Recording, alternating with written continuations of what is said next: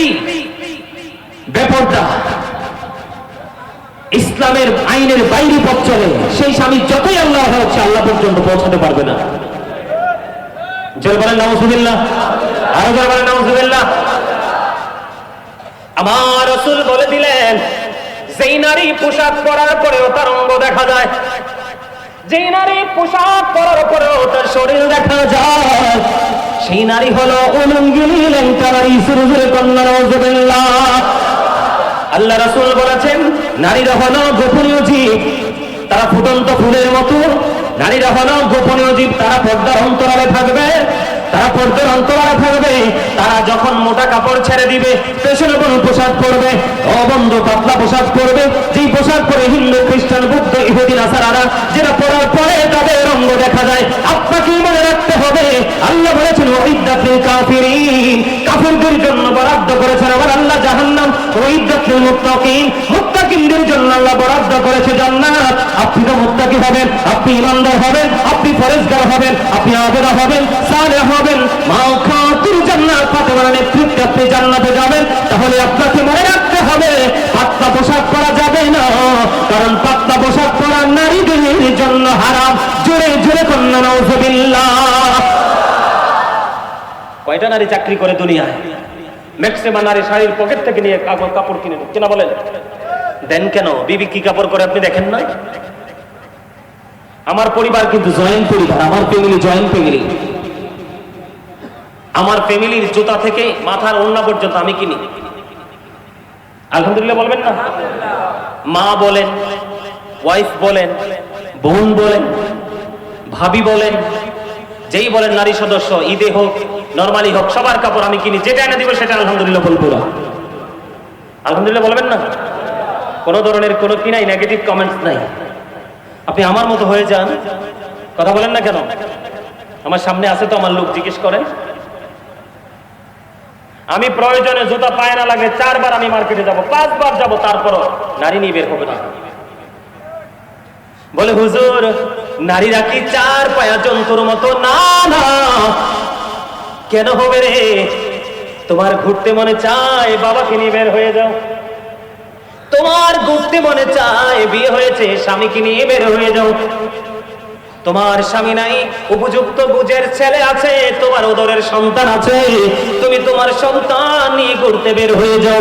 তুমি পায়ের কথা দেখাতে পারবে, হাতের তালু একটা এদিক তাকান নারীরা, হাতের তালুটা দেখাতে পারবে, পায়ের তালুটা দেখাতে পারবে, কিন্তু বিশেষ কারণে মুখমণ্ডল দেখাতে পারবে, আর বাকি সব সময় তারা তাদের অঙ্গ ঢেকে রাখতে হবে। জোরে জোরে বলুন না আলহামদুলিল্লাহ। নারীদের মর্যাদা আছে না নাই? কে ঢাকতে হবে কি দিয়ে? পোশাক দিয়ে। আরো জোরে বলেন। নারীরা গোপনীয় জীব, তারা গোপন থাকবে। তারা যখন গোপনীয় থাকে, পোশাক ছেড়ে পাতলা কাপড় পরে যখন প্রকাশ্যে আসবে, আমার নবীজি বলছে শয়তান তাদেরকে দেখে উকি ঝুঁকি মারে। নাউজুবিল্লাহ কর না, আরো জোরে, আরো জোরে। এই জীবনে দেখছেন নি বোরকা পরা নারী ধর্ষণের শিকার হইতে? শুনছেন কেউ? আরো জোরে বলেন, শুনছেন কেউ? সত্যিকারের ইসলাম প্রিয়, বোরকা পরে পর্দা করে চলে এমন একটা নারী ধর্ষণের শিকার হয়েছে, টিজিং এর শিকার হয়েছে, হেনস্থার শিকার হয়েছে, এমন রেকর্ড বাংলাদেশে আছে? নাই। যত হচ্ছে যারা উল্টা পথে হাঁটছে তাদের জন্য, ঠিক কিনা বলেন? আরো জোরে। তাহলে পোশাক পরার ক্ষেত্রে মা বোনদেরকে সচেতন হতে হবে। তবে পোশাক পরবেন যে, পোশাক ব্যবহার কিভাবে করবেন। এই আজকে মিঞ্জির তলার আমার মা বোনদেরকে বলে যাই, আমার রাসূল বলেছে যাদের স্বামী কাছে নাই, ও বোন তোমরা কখনোই ভাবে ভাবে সাজগোজ করিও না, নতুন জামা পরিও না, কারণ তোমার রূপ এবং সৌন্দর্য দেখার একমাত্র মালিক হলো তোমার প্রাণের স্বামী। যাদের স্বামী বিদেশে, লাল নীল পোশাক পরে, ঠোঁটে লিপস্টিক দিয়ে, পায়ে আলতা লাগাইয়া, পেন্সিল শু পরে আপনি যখন শপিং কমপ্লেক্সে যাবেন, অন্য নষ্ট পুরুষের দৃষ্টির ভিতরে চলে আসবেন, ঠিক কিনা বলেন? পুরুষের মন মানসিকতা নষ্ট হবে, আপনি ওই আপনার ইজ্জত চলে যাওয়ার সম্ভাবনা থাকবে। শুধু কিসের কারণে? পোশাকের কারণে। কিসের কারণে? আরো যারা বলেন কিসের কারণে? পোশাকের কারণে। তাহলে পোশাকের সৎ ব্যবহার করতে হবে কি হবে না? আরো যারা বলেন এটার দায়িত্ব নিতে হবে কাকে? বাবা মা বলে কথা নেই, পুরুষকে হতে পারে ভাই, হতে পারে বাবা, হতে পারে চাচা, হতে পারে জাটা, যে কোনো পুরুষ সংসারে দায়িত্বে থাকবে, যে যার নেতৃত্ব দিবে তাকে দায়িত্ব নিতে হবে। ঠিক কিনা বলেন? আরো জোরে কথা বুঝতে পারছেন? তাহলে আমাদের এই আইন মানতে হবে কি হবে না? হ্যাঁ, হবে কি হবে না? কিন্তু কথা হইল যাইয়া, এই এখনকার মেয়েরা জিন্স প্যান্ট পরে কি পরে না? আরো মেরে বলেন, যেই নারী পুরুষের পোশাক পরবে আর যেই পুরুষ নারীর পোশাক পরবে, উভয় দলকে আমার রাসূল লানত দিয়ে গেছেন, অভিশপ্ত করে আছেন। নাউযুবিল্লাহ বলেন। যেই নারী পুরুষের পোশাক পরে পুরুষের মতো চলে, ওই মহিলাকে বলা হয় মর্দ মহিলা। ওই মর্দ মহিলার জন্য জাহান্নাম বরাদ্দ, আর জাহান্নামের মধ্যে সবচেয়ে নিকৃষ্ট একটা খাবার বরাদ্দ, যেটার নাম হলো তিনাতুল খাবাল। ইয়া রাসূলুল্লাহ, ইয়া হাবিবাল্লাহ, নবী গো, এই তিনাতুল খাবালটা কি গো? আমার রাসূল বললেন, এই তিনাতুল খাবালটা হলো আরেকটা জাহান্নামের নিরানো রক্তপুঞ্জ। ও মামা, আওয়াজ তো বুঝে না? নাউজুবিল্লাহ তো সবাই চিৎকার মেরে বলার কথা। এত জোর, এত আস্তে বলা হবে না, সবাই জোরে বলেন নাউজুবিল্লাহ। আপনারা কি একটু বুঝতে পারছেন আমার কথা? আরে আমার কথা না তো, এটা আমার নবীজির কথা। নবীজির কথা বিন্দু পরিমাণ সন্দেহ করা যাবে? আরো জোরে বলেন যাবে। হযরত মুহাম্মদ সাল্লাল্লাহু আলাইহি ওয়াসাল্লাম was born in Arab country.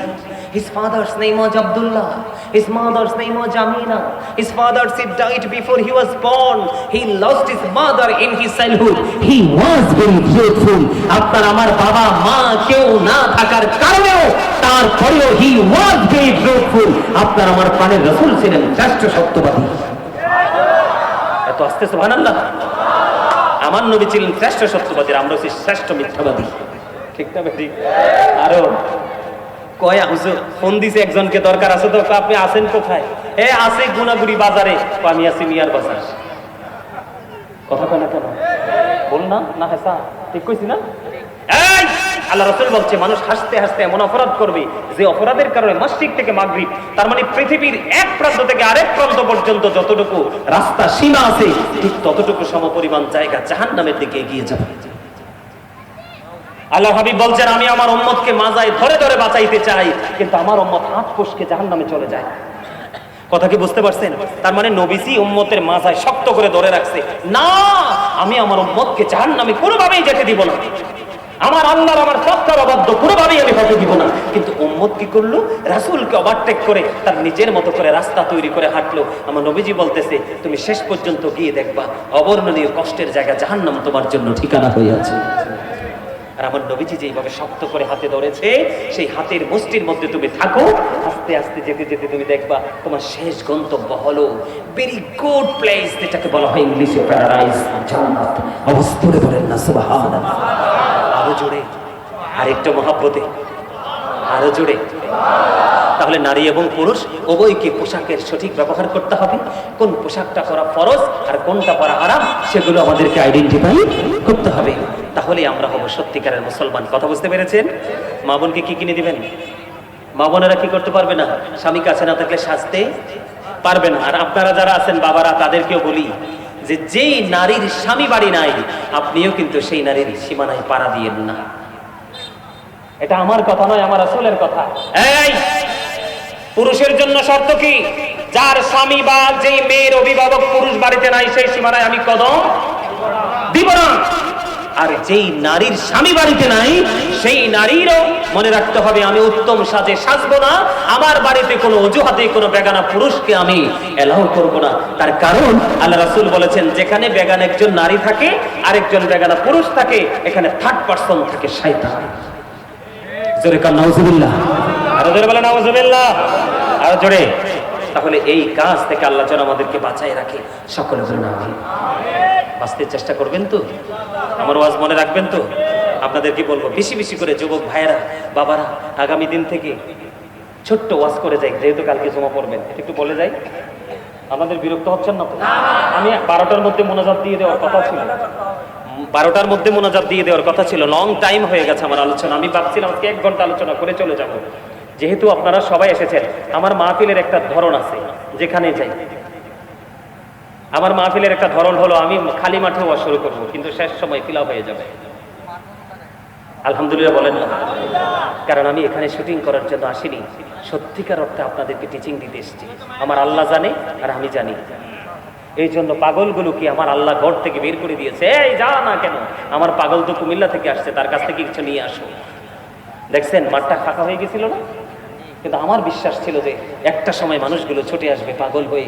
সেই আত্মবিশ্বাসটাকে আল্লাহ কবুল করে নিয়েছে। সকলে বলুন আমিন, সকলে বলুন আমিন, আরো জোরে বলুন আমিন।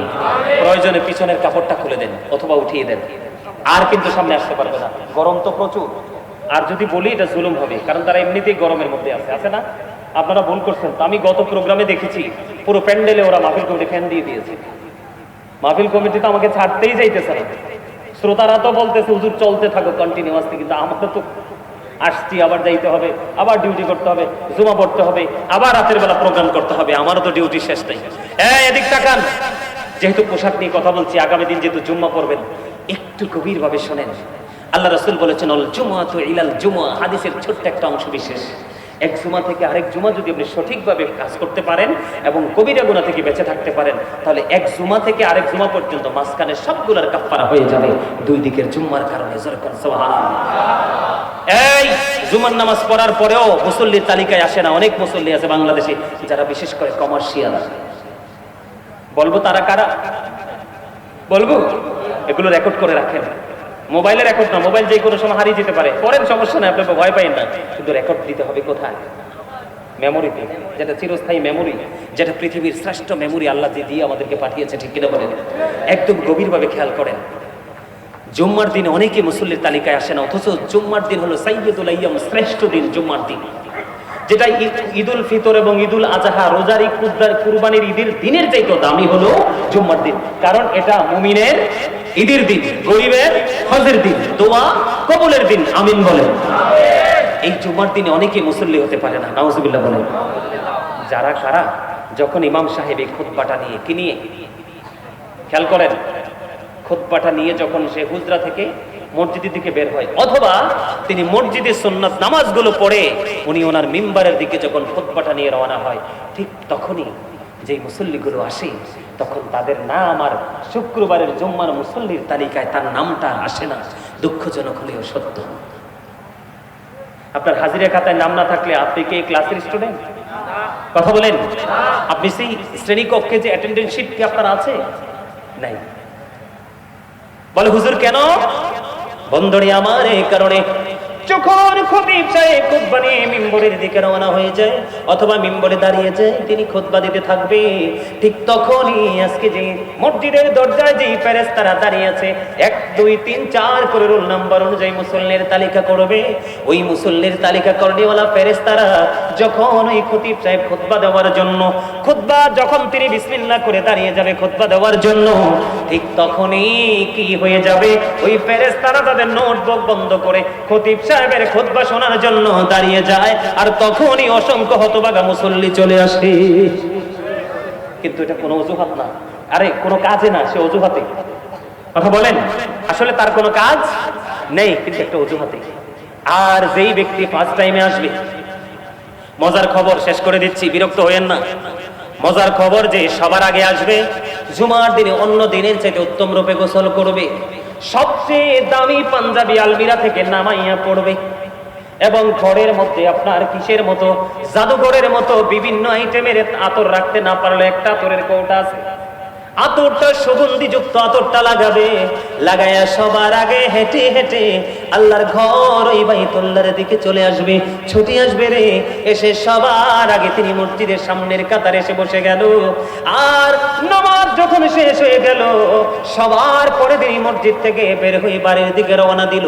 আল্লাহর হাবিব বললেন, ও আমার পাগল উম্মত, আল্লাহর প্রিয় বান্দারে, তোমার জন্য প্রেমময় খবর তুমি শুনে রাখো। তুমি সবার আগে আসলে মসজিদে, সবার আগে তুমি গোসল করলে, সবচেয়ে সুন্দর পাঞ্জাবি লম্বা জামা পরে তুমি নামাজ পড়তে চলে আসলে সবার আগে, কিন্তু বের হলে তুমি সবার পরে, তোমার মধ্যে কোনো তাড়াহুড়া করার মতো কোনো ইন্টেনশন তোমার মধ্যে নেই। তুমি কি করতে থাকলে সবার পরে রওনা হলে, আল্লাহ রাসূল বলেছেন তোমার মসজিদ থেকে বাড়ি যাইতে যতগুলো কদম লাগবে, প্রত্যেকটা কদমের বিনিময় আমার আল্লাহ তোমাকে 1 বছরের নফল ইবাদতের সওয়াব দিবে। জোরে জোরে সুবহানাল্লাহ। তাহলে আপনার বাড়ি যাইতে যদি 50টা কদম লাগে, আপনারা বোয়ালখালীর মানুষ কি বলেন, আরে সরি বাঁশখালীর মানুষ কি বলেন, কাইক। আমরা কই একটা কাইক দাও, দুইটা কাইক দাও, এরকম এরকম না? আপনারা কি বলেন? কাইকে বলেন। তাহলে আমার সাথে আপনার মিল আছে। তাহলে আপনার বাড়ি যাইতে যদি মসজিদ থেকে বের হয়ে 100টা কাইক লাগে, কয়টা? অথবা 50টা কাইক যদি লাগে, তাহলে আপনার আমল নামে 50 বছরের নফল ইবাদতের সওয়াব। এখনকার মানুষ তো 50 বছর হায়াত পায় না, হার্ট অ্যাটাকে মারা যায়, স্পট দেয়, ঠিক কিনা বলেন? আরো জোরে। আল্লাহর হাবিব আবার বললেন তুমি ওযু করে আসো। তিনবার তিনি ওযু করতে গেলেন।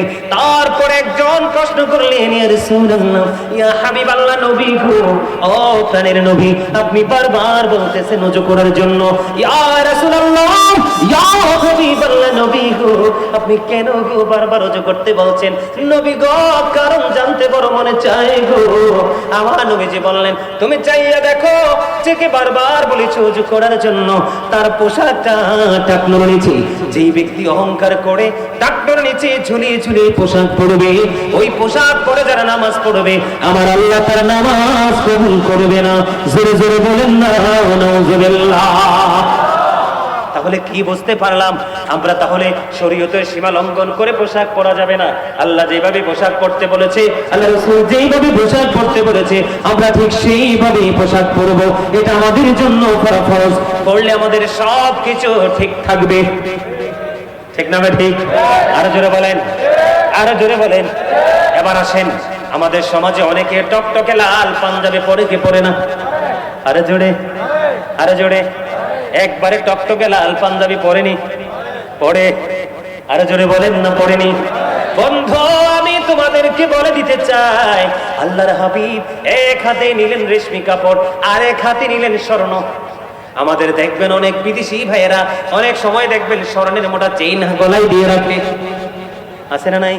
বিশেষ করে ইউরোপিয়ান ছেলেরা অনেক সময় হাতের মধ্যে সোনার আংটি ব্যবহার করি। একদিকে রেশমি কাপড় এক হাতে নিলেন, আর এক হাতে নিলেন সোনা।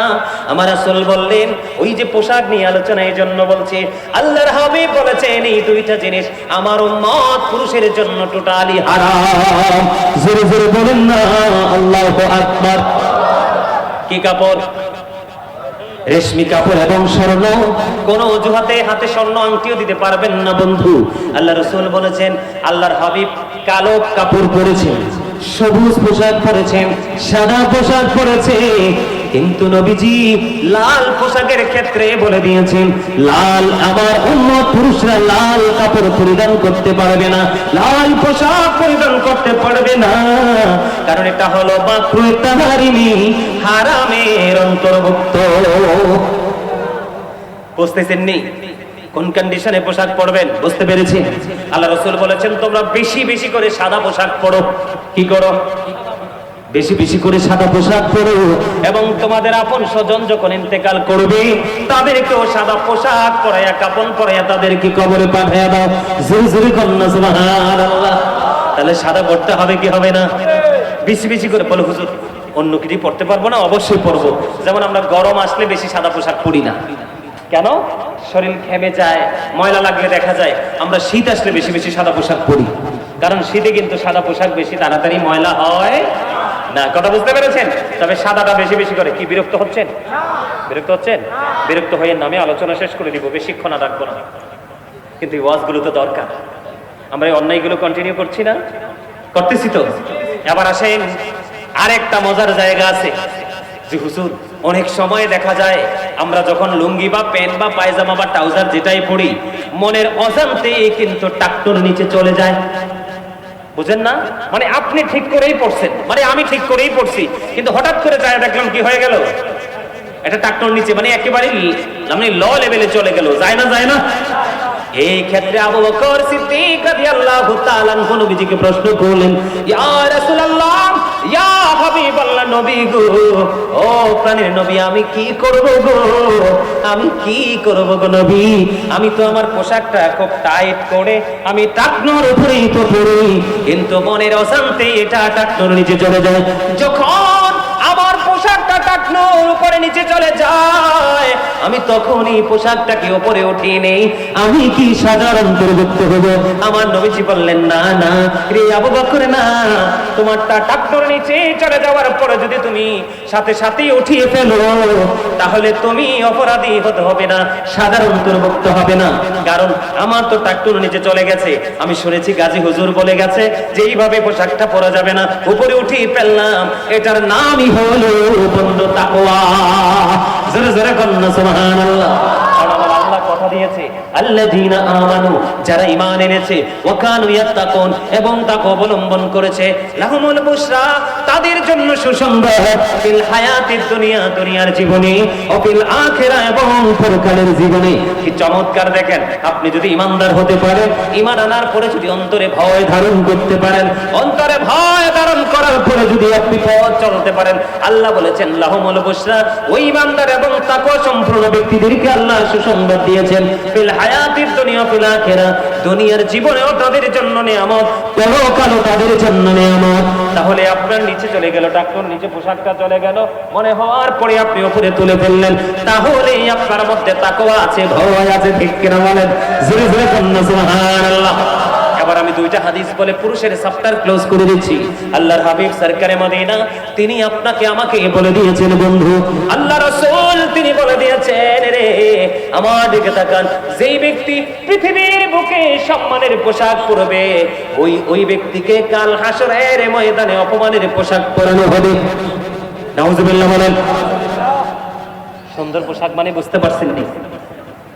না না না না, হুজুর যতই ওয়াজ করো, আমার বন্ধুরা সবাই জিন্স প্যান্ট পরে, আমার বন্ধুরা সবাই নাবির নিচে এবং টাকনোর নিচে পরে, আমিও টাকনোর নিচেই পরবো, নাবির নিচেই পরবো, আমি পোশাক চেঞ্জ করতে পারবো না, এটা মনে করে যারা তার স্ট্যাটাস, তার সোসাইটি ধরে রাখার জন্য করে, তার জন্য বরাদ্দ হলো কি? জাহান্নাম এবং অপমানের পোশাক, লাঞ্ছিত করার মতো পোশাক। নাউজুবিল্লাহ বলেন। আর এতদিন শোনেন নাই, আজকে শুনে ফেলেছেন, কাল কিয়ামতের দিন বাঁচতে পারবেন না। গাজী সুলাইমান আল কাদরী সাহেব আজকে ওয়াজ কিন্তু বুঝিয়ে দিয়ে গেছে। আপনি এই চিন্তা করে আগামী কালকে থেকে যদি মনে করেন যে আমি এই পোশাকগুলো পরবো না, কারণ আমার দেশ থেকে কিনেছি, টাকা দিয়ে কিনেছি, আমি এগুলোকে কেটে অন্য কিছু বা বানিয়ে ব্যবহার করব, করা যায় কি যায় না? কথা বলেন, যায় কি যায় না? আমি আগামী দিন থেকে এই লজ্জিত পোশাক পরবো না, ইসলাম বিদ্বেষী পোশাক পরবো না, যেই পোশাক আমার আল্লাহ পছন্দ করে না, যেই পোশাক আমার রাসূল পছন্দ করে না, এই পোশাক আমি আগামী দিন থেকে আর পরবো না, আগামী দিন থেকে আমি এটাকে বদলে ফেলবো।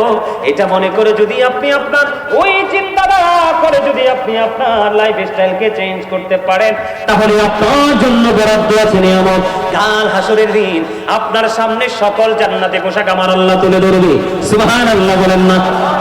সকল জান্নাতি এবং পবিত্র পোশাক তুলে ধরবে, তোলার পরে আমার আল্লাহ ডাক দিয়ে বলবে, বান্দারে, ও আমার বান্দা, গাজী সুলাইমান আল কাদরী ওই যে 2025 সালে নভেম্বরের 6 তারিখে ওই মিঞ্জির তলায় বাসকানিতে এই পোশাকের ওয়াজটা করেছিল, সেই দিন থেকে তুমি এই ইহুদি নাসারার পোশাক বন্ধ করে দিলে। ইসলাম যেই পোশাককে সাপোর্ট করে, যেই পোশাক পরলে আমি আল্লাহ খুশি হই, তুমি এই পোশাকগুলো পরেছো, লাল পোশাক বন্ধ কোনোদিন পরো না। আমি বলে দিলাম এটা হারামের অন্তর্ভুক্ত, কোনোদিন পরো না, কিন্তু এই লালটা মা বোনেরা পড়তে পারবে, নারীদের জন্য যায়। বন্ধুরে আমার আল্লাহ ডেকে বলবে, বান্দা তুমি চাইয়া দেখো, তোমার সামনে সকল জান্নাতি পোশাক আমি তুলে ধরলাম, এখান থেকে যেটা তোমার বেশি পছন্দ সেটাই তুমি কবুল করে নাও। জোরে জোরে বলুন না সুবহানাল্লাহ। সুবহানাল্লাহ ওয়ালহামদুলিল্লাহ লা ইলাহা ইল্লাল্লাহ, সুবহানাল্লাহ ওয়ালহামদুলিল্লাহ লা ইলাহা ইল্লাল্লাহ, লা ইলাহা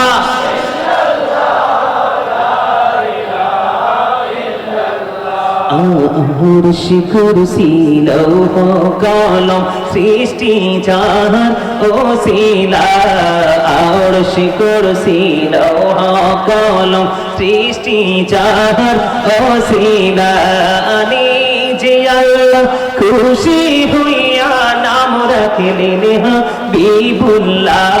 সুবহানাল্লাহ ওয়ালহামদুলিল্লাহ ইল্লাল্লাহ সুবহানাল্লাহ ওয়ালহামদুলিল্লাহ জোরে জোরে লা ইলাহা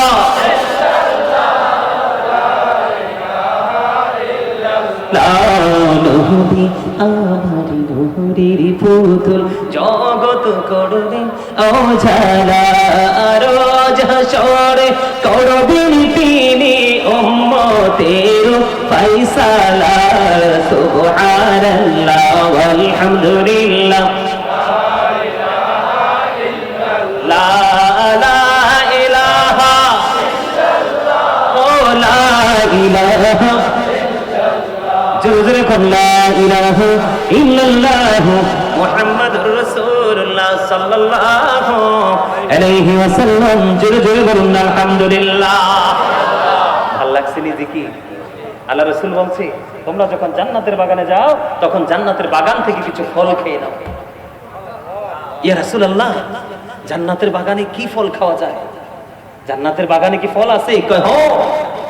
ও নবী কি ফল? আমার নবীজি বললেন সুবহানাল্লাহ বলো, জান্নাতীদের জন্য জান্নাতি ফল, আলহামদুলিল্লাহ বলো, আল্লাহু আকবার বলো, লা ইলাহা ইল্লাল্লাহ বলো।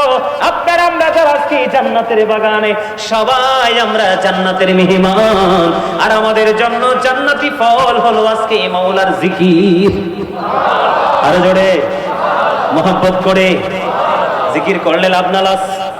আরো জোরে সুবহানাল্লাহ বলেন, আলহামদুলিল্লাহ বলেন, আল্লাহু আকবার বলেন, লা ইলাহা ইল্লাল্লাহ মুহাম্মাদুর রাসূলুল্লাহ সাল্লাল্লাহু আলাইহি ওয়াসাল্লাম জোরে জোরে বলুন না আলহামদুলিল্লাহ।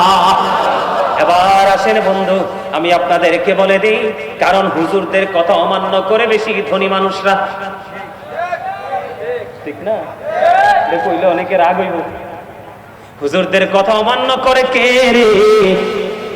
ধনী মানুষেরা, যারা দুনিয়ার ধনী, যারা উপরের ধনী, তারা হলো ম্যাক্সিমাম দুনিয়ার গরিব।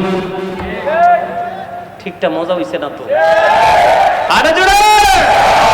The rich are not always happy. ধনীরা সব সময় সুখী নয়। The poor are born to suffer. গরিবরা জন্মগ্রহণ করেছে দুঃখ ভোগ করার জন্য। চাচা কি বলেন? কি পৃথিবীতে নবী রাসূলের কথা সর্বপ্রথম মান্য করেছে আনায় আনায় গরিবরা, বেয়াদবি করেছে ধনীরা। নবী যখন মেরাজে গেলেন জান্নাতের দিকে নজর দিয়ে চাইয়া দেখলেন জান্নাতের মধ্যে গরিব মানুষ বেশি আর পুরুষ লোক বেশি, আর জাহান্নামের দিকে নজর দিয়ে চাইয়া দেখলেন আমার রাসূল জাহান্নামের মধ্যে ধনী মানুষ বেশি আর মহিলা বেশি। নাউজুবিল্লাহ বলেন, আরো জোরে আরো জোরে। আল গিনা গিনান নাফস, প্রকৃত ধনী হলো আত্মার ধনী। তারা always happy, present and future, দুটো স্টেজ দুটো প্লেস তাদের ব্রাইট হয়ে গেছে। সুবহানাল্লাহ। যারা দুনিয়াকে একটু সাইডে রাখতে জানে, আল্লাহ রাসূলকে আঁকড়ে ধরতে জানে, তারাই সত্যিকারের ধনী। তাদের জন্য দুনিয়ার সাময়িক সময়ের কষ্ট আর চিরস্থায়ী সুখ তাদের জন্য অপেক্ষা করতেছে। আজ কি ভালো লাগে? সবার কাছে কি মন থেকে ভালো লাগে কিনা? কার কার ভালো লাগে হাত তোলেন। সোজা করে সোজা করে একবারে সোজা করে। ইয়া রাসূলুল্লাহ, ইয়া কাউসারাতুল মুস্তাফা, জিন্দাবাদ জিন্দাবাদ। এই পাগলটা কইরে বসে রইছে, স্লোগান দিছে কে? মারহাবা মারহাবা আলহামদুলিল্লাহ। দেখছেন নি কই স্লোগান দিছে কই? এই যে হাত তুলছেন সবাই সোজা করে হাত তোলেন, একটা গজল গাই অল্প একটু করে। একটা হাত নিচে রাখবেন না, একবার আমার মতো স্ট্রংলি এইভাবে এইভাবে নাড়াইতে হবে। পারবেন? দিদি পানি তোলে দে মাঝি হেলা করিস না, দিদি পানি তোলে দে মাঝি হেলা করিস না, ছেড়ে দে নৌকায় আমি যাব মদিনা, ছেড়ে দে নৌকায় আমি যাব মদিনা। দিদি পানি তোলে দে, সবাই দিদি পানি তোলে দে, ছেড়ে দে নৌকায় আমি যাব মদিনা, ছেড়ে দে নৌকায় আমি যাব মদিনা। মহকাল নবী এলো মা আমিনার ঘরে, আসিলে হাজার মানিক কাঁদিরে মুক্তা ঝরে, দয়াল মুর্শিদে যার সখা তার কিসের ভাবনা দয়াল মুর্শিদি যার শাখা আমার হৃদয় মাঝে কাবা আমার হৃদয় মাঝে কাবা নয়নে মদিনা দিদি পাল তোলে দে দিদি পাল তোলে দে মাঝি হেলা করিস না ছেড়ে দিন কায়ানি যাব মদিনা নূরের রোশনীতে দুনিয়া গেছে ভরে সে নূরের বাতি জ্বলে মদিনায় ঘুরে ঘুরে দয়াল মুর্শিদে যার শাখা তার কিসের পাবো না দয়াল মুর্শিদে যার শাখা তার কিসের পাবো না আমার হৃদয় মাঝে কাবা নয়নে মদিনা আমার হৃদয় মাঝে কাবা নয়নে মদিনা দিদি পাল তোলে দে দিদি পাল তোলে দে ছেড়ে দিন কায়ানি যাব মদিনা মাথা বলেন আরে আরো জোরে আপনার হাতগুলো নামাই ফেলছেন কেন অপূর্ব সুন্দর লাগছিল না হ্যাঁ এভাবে অপূর্ব সুন্দর লাগে আলহামদুলিল্লাহ বলেন আরো জোরে আপনাদের আলোচনাগুলো তো মিডিয়াতে আসবে আমি হয়তো আর আপনাদের এখানে আসবো না কিন্তু আমার আলোচনা আপনাদের পকেটে সারা জীবন থাকবে থাকবে না থাকবে না যদি না থাকে তাইলে তো আলোচনা শুনে কোনো লাভ নাই আমার পরিশ্রম করে কোনো লাভ নাই কথা বলেন এই মিডিয়াগুলোর মাধ্যমে আপনার আলোচনা সারা পৃথিবীর মানুষ দেখবে বিশেষ করে হাত তুলছেন এটা সাক্ষী হয়ে যাবে আল্লাহ কবুল করেন সকলে বলেন আমিন আর যারা বলেন আমিন দয়া করে আপনাদেরকে একটু সামনে আসতে হবে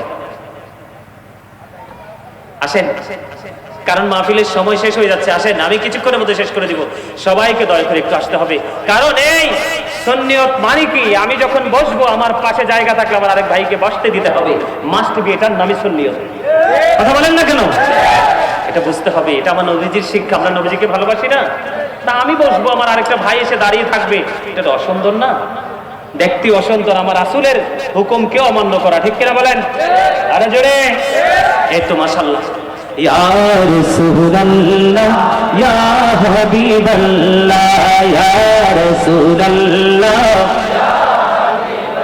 লা আমার মতির নিদান কালে আসিও নবী গো আমার শিয়রে দেখিব আপনাকে আপন নজরে ইয়া রাসূলুল্লাহ লা ইয়া রাসূলুল্লাহ লা শুনেছি হাদিসে দেখিলে আপনাকে জীবনের গোনা ঝরিয়া পড়ে বিয়োগ দেখা দয়া করে ইয়া রাসূলুল্লাহ লা ইয়া রাসূলুল্লাহ লা গোসল করাইয়া কাফন পরাইয়া যখন রাখিবে কবর শোয়াইয়া লইয়া গো কোলে গোলাম বলিয়া ইয়া রাসূলুল্লাহ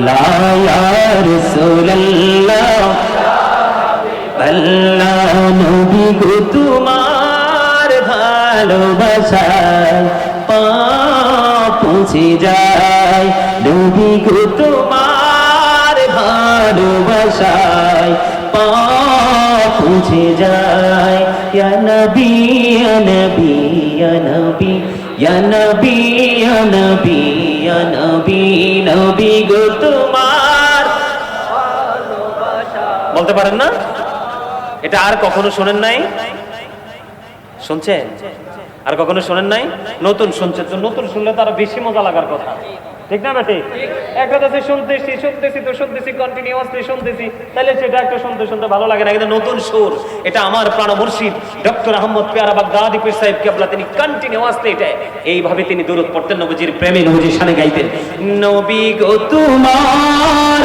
ভালোবাসায় জান্নাত পাওয়া যায় নবী গো তোমার জান্নাত পাওয়া যায় বিআন্না লাহুমুল জান্নাহ বিআন্না লাহুমুল জান্নাহ ইয়া নবী ইয়া নবী ইয়া নবী ইয়া নবী ইয়া নবী ইয়া নবী নবী গো তোমার ভালোবাসায় আল্লাহর বন্ধু হওয়া যায় নবী গো তোমার আল্লাহর বন্ধু হওয়া যায় ইয়া নবী ইয়া নবী ইয়া নবী ইয়া নবী ইয়া নবী ইয়া নবী মারহাবা আরে মারহাবা ভালো লাগছে না এটা তো মুমিনের আশিকের হৃদয়ের রূহের খোরাক হৃদয়ের খোরাক ঠিক না ঠিক সামনে কথা বলেন মুমিনের আত্মার খোরাক কিনা মুমিন কিন্তু ওয়াজ শুনবে নবীজির প্রেমে গুনগুন করে মৌমাছির মতো নবীর প্রেমের গানও গাইবে ঠিক না ভাই আরো জোরে আরো জোরে আরো জোরে এই ঠিক বেঠিক সুবহানাল্লাহ আলহামদুলিল্লাহ সব কথা বলবে কাল হাসরের দিন এই বুঝেন না কেন মুমিন প্রতিদিন দুই ধরনের খাবার সংগ্রহ করে কয় ধরনের কয় ধরনের একটা হলো দুনিয়ার খাবার যেটা সংগ্রহ করে খুবই কম সীমিত পরিমাণে মুমিন চা বলেন বিস্কিট বলেন ভাত বলেন কুরমা বলেন পোলাও বলেন নিজের বাড়ি বেয়াই বাড়ি চাচার বাড়ি জেঠার বাড়ি যেখানে যান পাড়া প্রতিবেশীর বাড়ি এটা হলো দুনিয়ার খাবার যেটা খাইলে দেহে এনার্জি মিলে ব্লাড তৈরি হয় শরীরটাকে এনার্জি নিয়ে পথ চলা যায় পাশাপাশি মুমিন যেটা নিয়ে সবচেয়ে বেশি পাগল থাকে সেটা হলো রোগের খোরাক দুনিয়ার খাবার কিন্তু এনি টাইম যেই কোনো সময় আপনি জোগাড় করতে পারবেন কিন্তু রুহের খাবার আপনি যেই কোনো জায়গায় যেই কোনো সময় রুহের খাবার আপনি সংগ্রহ করতে পারবেন না কারণ রুহানিয়াতের বাজার কিন্তু যেই কোনো সময়ে তৈরি করা যায় যেমন আজকে আপনাদের জন্য এটা সুবর্ণ সুযোগ আমি কিন্তু অনেক দূর থেকে আসছি এখানে যে আসছি প্রায় 220 কিলোমিটার প্লাস